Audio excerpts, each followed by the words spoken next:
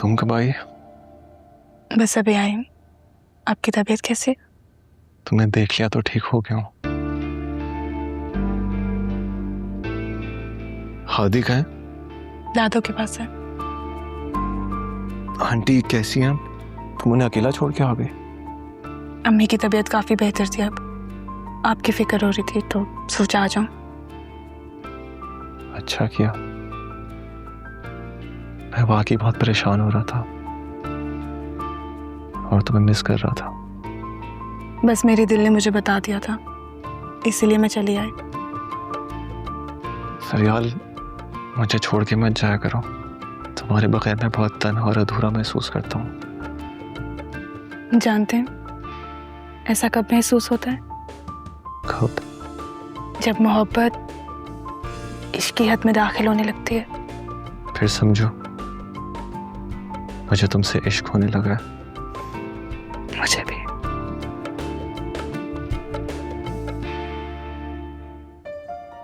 घटिया इंसान, तुमने शहराम को मुझे डिवोर्स देने को बोला है? तुम अपनी बेइज्जती का बदला इस तरह लेना चाहते हो? अच्छा किया शहराम ने, जो तुम्हारी ऑफर तुम्हारे मुंह पर मार के आए हैं। दानिश, मैं तुम्हें भी नहीं छोड़ूंगी और फरियाल तुम्हें भी नहीं।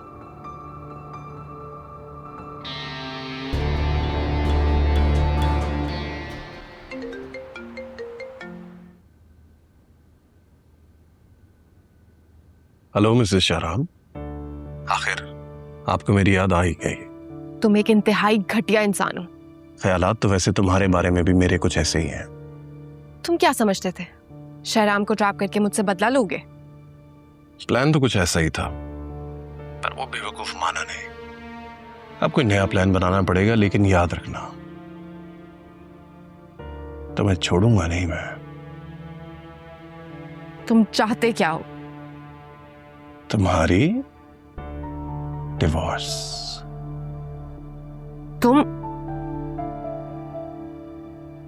ये ख्वाब तो तुम्हारा मर के भी पूरा नहीं होगा। तुम्हें शायद मेरी और शहराम की मोहब्बत का अभी तक अंदाजा नहीं हुआ। वो मुझसे सच्ची मोहब्बत करते हैं, इसीलिए तो तुम्हारी ऑफर तुम्हारे मुंह पे मार के आए हैं।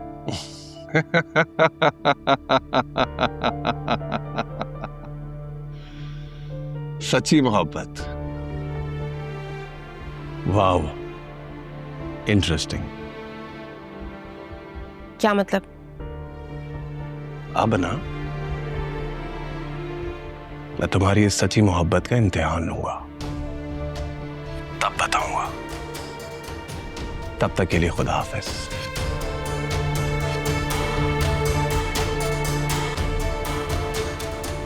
पता नहीं हमारे घर में मुकम्मल सुकून कब होगा।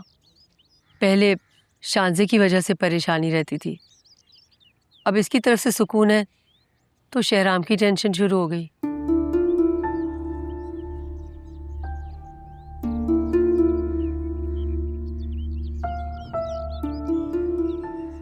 आंटी, टेंशन्स तो जिंदगी का हिस्सा होती हैं। इस घर की सबसे बड़ी टेंशन तो जीनिया है।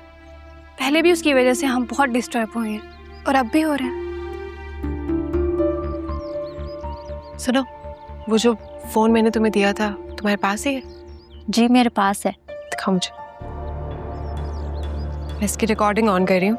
जाते साथ ही हादी के साथ खेलने लग जाना और उनकी सारी बातें रिकॉर्ड करना, और ध्यान से, कोई फोन ना देखे।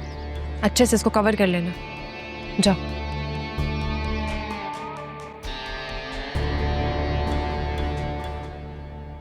ये क्या कर रहा है? भाभी, आपको पता है दानिश ने क्या कहा है भाई को? क्या कहा है? कुछ भी तो नहीं कहा। कौन दानिश? तुम किसकी बात कर रही हो शांजे? आंटी कुछ भी नहीं, बस ऐसे ही कह रही थी।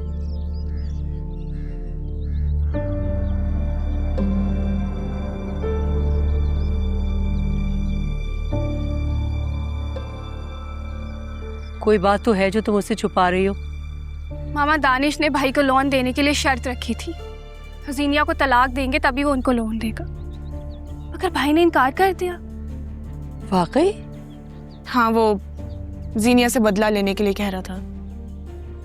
मुझे समझ में नहीं आ रहा कि भाई ने इनकार क्यों किया है। वो अभी भी जीनिया से मोहब्बत करते हैं। बात मोहब्बत की नहीं, एथिक्स की है। वो तो जीनिया को देखना भी नहीं चाहता, तो कहाँ की मोहब्बत। मामा, आप भाई को बोले कि जीनिया को फौरन फारिग करें। शांजे, तुम क्यों इस बात पे इतना इंसिस्ट कर रही हो? तभी तो वो भाई को लोन देगा। फिर भी शेराम मुझसे कुछ नहीं लेंगे। भाभी, क्या आप वाकई नहीं चाहती कि भाई जीनिया को तलाक दें और आपकी भी जान छूटे इस अजाब से?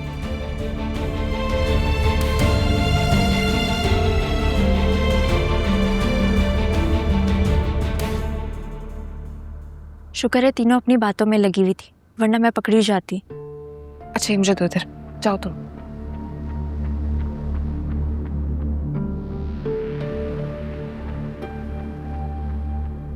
मुझे समझ में नहीं आ रहा कि भाई ने इनकार क्यों किया। वो अभी भी जीनिया से मोहब्बत करते हैं।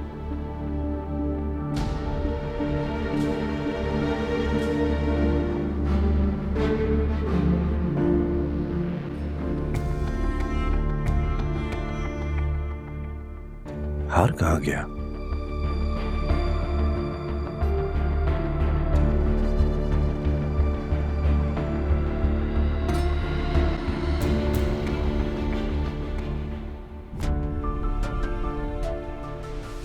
यकीनन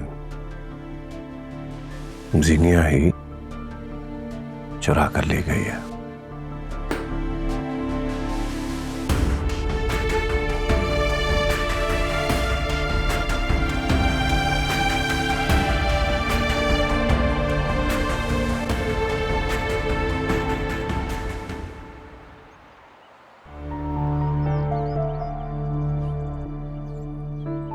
जी फरमाइए। हम मिसेस जीनिया शेराम को अरेस्ट करने आए। क्यों? मिस्टर दानिश ने उन पर हार चोरी का इल्जाम लगाया है।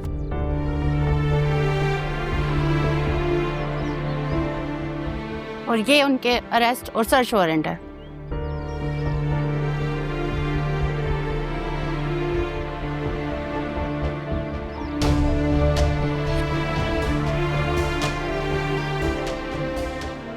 आप लोग यहीं रुके, मैं उसे लेके आता हूँ।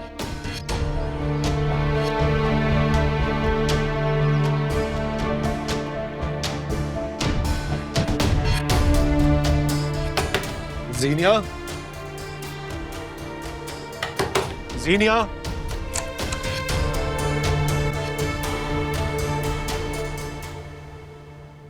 आ गई आपको मेरी याद?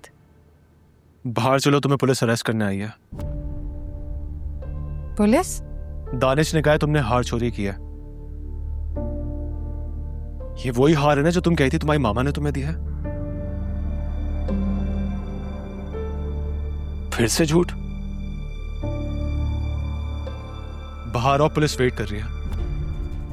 ये सब झूठ है, मैंने कोई चोरी नहीं किया। जीनिया,